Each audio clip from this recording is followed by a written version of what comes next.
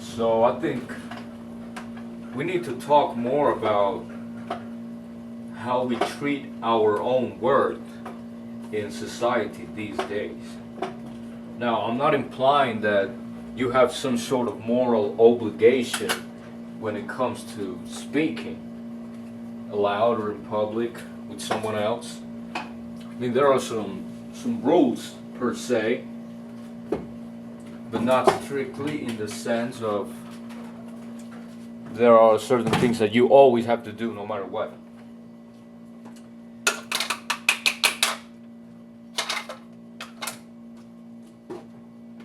Some rules can change, and some rules are meant to be changed.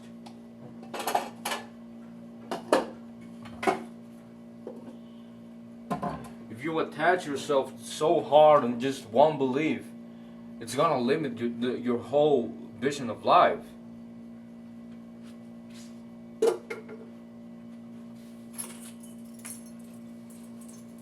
And when that happens, everything around you seems hostile. And every word people say will affect you, like on a personal level. Last year, I was living on the streets. I was a drug addict, a junkie. And whenever I walked into a room or went into a place, I knew people were talking about how disgusting they thought I was. You can say, hey, but that's so egotistical. Like, people is not talking about you. They're not. But you see, the mind subjectively experiences that as they were referring it to you, because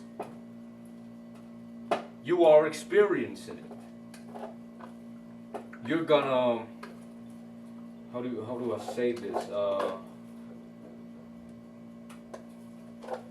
The subconscious is gonna save it down somewhere. It's registering every stimuli that the brain gets, right?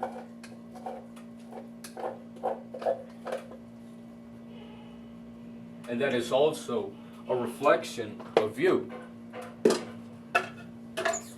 See, reality is coming out of you right now. You already know that. I'm not going to tell you anything that you don't know already. Just a reminder.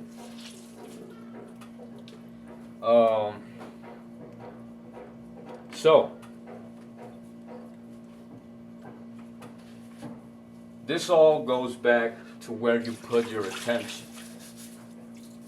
You see, in the place I live, people tend to be a little hostile because of this fear-mongering society that is always trying to impose a thought of like, oh, I gotta get mine. You gotta get yours before I gotta get mine. And that thought comes from a lot of scarcity, a lot of war. If you know about one thing or two about Colombia, you know what I'm talking about, right? So when I go out, go jogging or go to the gym or go training,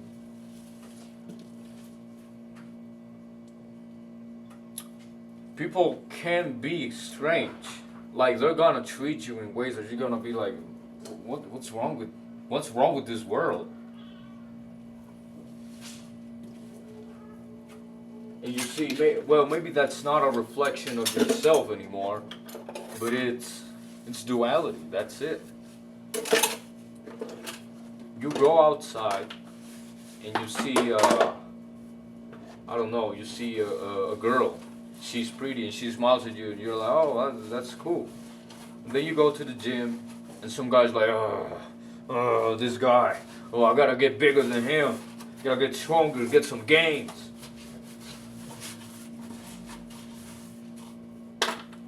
On which of those two things are you gonna focus the rest of the day?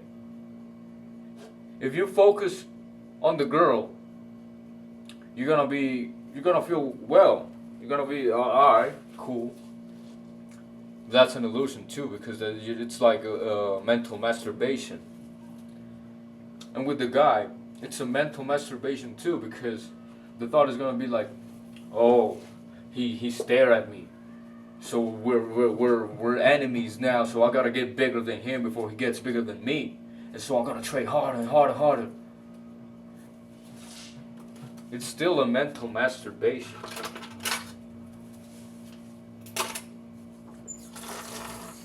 Now, I'm not saying that you should just not respond in any way to what you're experiencing, but not hold on to it.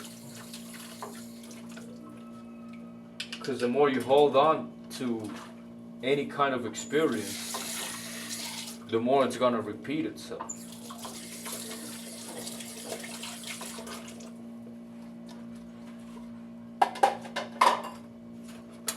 You will always get the product of duality. You will always experience a counterpart of the emotion that you are feeling right now. Whenever you feel pleasure, you feel joy, or feel pain, you're gonna end up feeling the opposite. So where do you find the true happiness? Because none of this is eternal. None of this is permanent. Where do you get the peace? When you're in the center of it all. Now I'm not talking about the ego. I'm talking about the self. You. Your conscious awareness of this present moment right now. Let that sink in.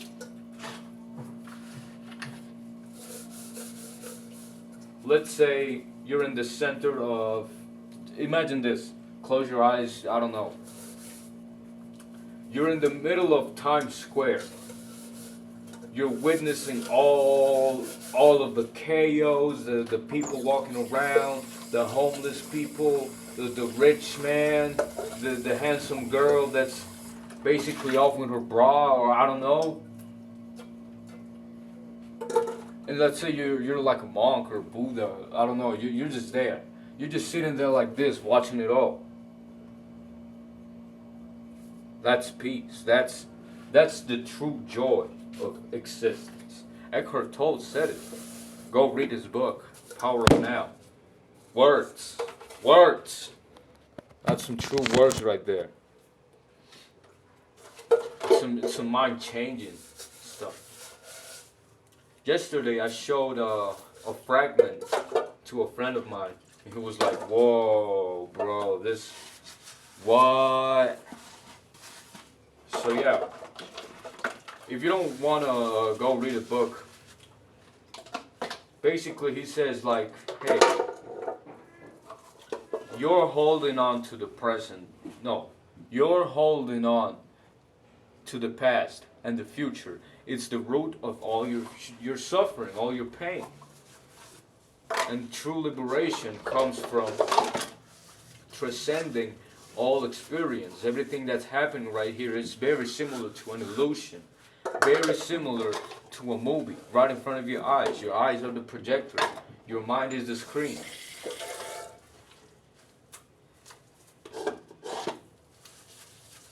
You see, it's pretty much like going at the cinema, because you're sitting there. You're not in the movie. You're not Tom Cruise being punched in the face by some guy, or climbing the Burj Khalifa. You're just sitting there in your home watching Netflix, chilling.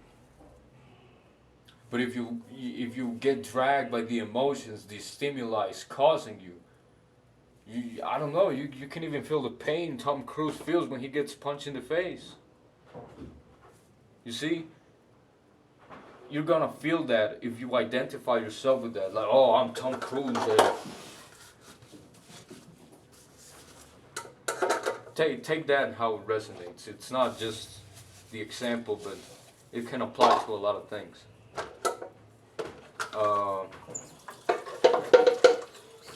I think that's pretty much it for the video.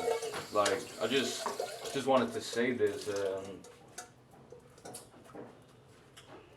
I don't know. Let me think if I have anything else to say. I don't know. I don't really think you kind of think about these things. Like, I'm recording this and I didn't like think about a script or I had a vision of the ideas I was gonna express. Just kind of said, oh, I gotta wash the dishes, but I don't really feel like washing the dishes. But I had this idea of like, oh, I want to record a video and like talk to people. And it came into casuality. And right now I'm gonna eat some, what's that called in English? Oatmeal and bananas. Pretty nice. And I was like, oh, well, I might as well spend this little time that I don't really like washing the dishes. Maybe a lot of people, a lot of you guys feel like identify with that because for so long I just found it so boring. Like my whole life, really. I'm 16 years old, and I just came to like enjoy this washing the dishes thing like 2 or 3 months ago. But from that back on, like I never washed a dish in my house, right? And you could come at my house and there were things just thrown up all over the place, and I'd be like, man, why am I gonna wash the dishes if I'm gonna get them dirty anyway? But that's because I didn't see the whole picture then. You see, whenever you feel like, oh, I don't want to wash the dishes, man, like that's so boring. I can do it later. Yeah, you can do it later. But what is that saying about the energy you're embodying right now? What are you saying to yourself when you say, "Oh, I'm gonna do it later"? It's data that your nervous system is gonna register, and the neural pathway related to that, like sort of thought, is gonna get itself bigger and bigger, more strong. So it's gonna have more pull towards you. And that goes back to what I was saying at the start, like, you just say, oh, I'm gonna do it later. But later doesn't come, friend. Later doesn't exist. All you have is this moment right now. You ain't got anything else. That's it. You do it now or you don't do it now. And that's talking about what you are right now. Your choice is your identity right at this moment.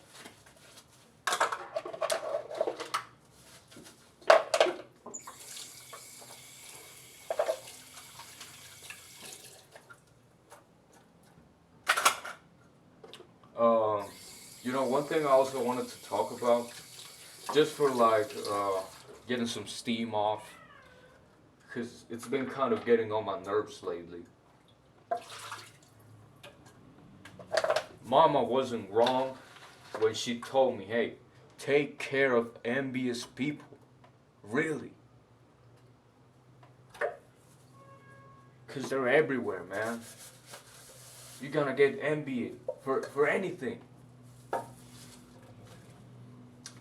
You see, I came into this thought, like, what is the point of envy if, like, what the other person has, I don't care about it? Or maybe I care about it, but I shouldn't. And after all, I mean, this world is so big. There's so many things you can do out there to just be envying what another person has. And it's not like it's hard to get there. You're not getting anything from wanting what that person wants or has. I'm sorry. If that envy or that admiration, because it's polar opposites, duality, says, oh, I'm gonna get it because I know I can. You see, it's not about I don't want him to have this. It's like, oh, I'm glad he has this and I want it too. And I'm gonna get it because I can't get it. See, that's the difference. And it just consists in a little twitch of the words, just switching your language.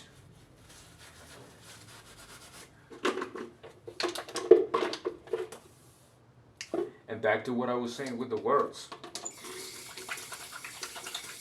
People don't realize how much their words define their identity.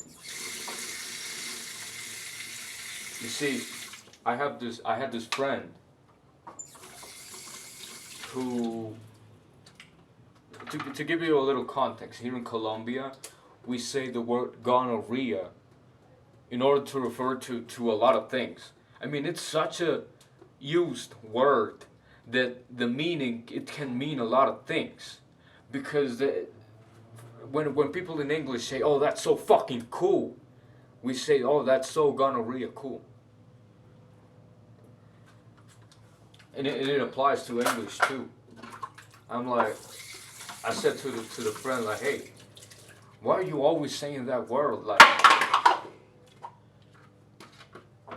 after all, it's a word about ill. I mean, nobody likes gonorrhea. Like, it's not cool at all. So why are you saying it all the time, even to refer to things that are good? Think about it. Like, we could be eating. We were eating a hot dog in the center of the city, and we were like, oh, yeah, it was a pretty cool hot dog. I liked it. But I don't think the word gonorrhea has to be used to describe that hot dog. And it's not just about the hot dog. You get it. Why do we have to say so fucking motherfucker? Why? It's just a word, I know, but mystics say, oh, this is a spell. You're casting negative spells or positive spells, and that has a vibration. Yes, they say that.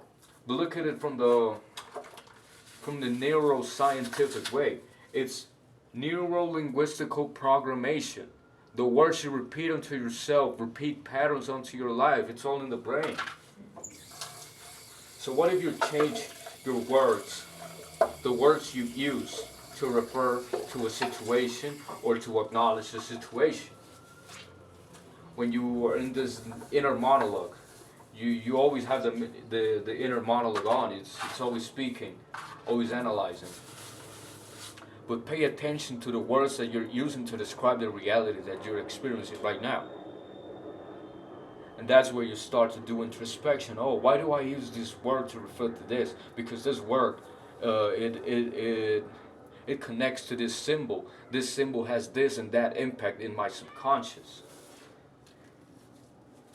When you start living under that form of thought, it's not really thought, it's just being conscious. Self-introspecting all the time. Reality just starts to shift. Things just start to be different. And it's not like, oh, tomorrow I'm gonna wake up in a castle because I changed the symbol that I related to that. No, the reality has to change within you first. Then it slowly starts changing in the outside. It's like if you are a garden, and the outside is a garden too. You see, when you're born, you're already getting seeds from everything and from everyone. Oh, look, it broke. Oh no, I'll get another one. It's not a problem. You start getting stimuli from everyone and from everything. Everyone's saying this is that, and everyone's saying that, that's not, that's this. So your mom, oh, look at my baby. So the brain is already receiving a lot of information, and then that's a seed. It starts growing in the garden. The bad things we receive, which is a lot really, pretty much endless. It's an endless bit. It's a work that you do every day, rest of your life. It's like plucking out, just plucking out even one, maybe multiple, maybe you plug them all during the dark night of the soul one day. But it's like taking care of that garden. Oh, this little how do you call the green stuff that you don't like, that you have to pull out of the garden because it's not part of the garden, you know, like, you get what I'm saying.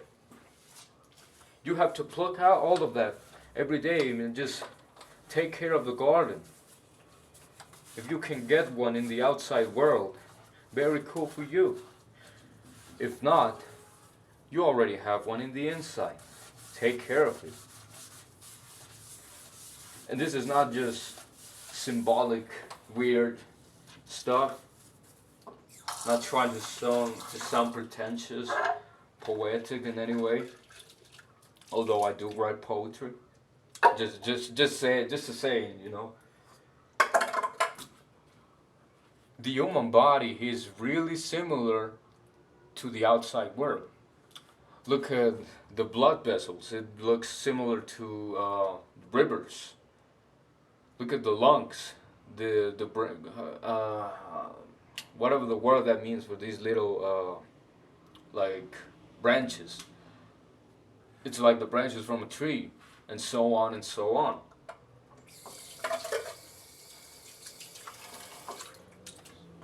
And look at the bloodstream. It's a whole ocean right there.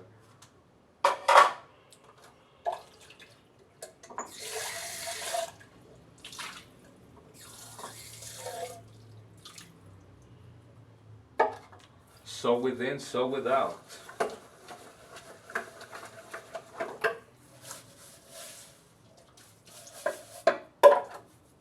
I think that's pretty much it for now. Don't have much to say. Alright. Peace.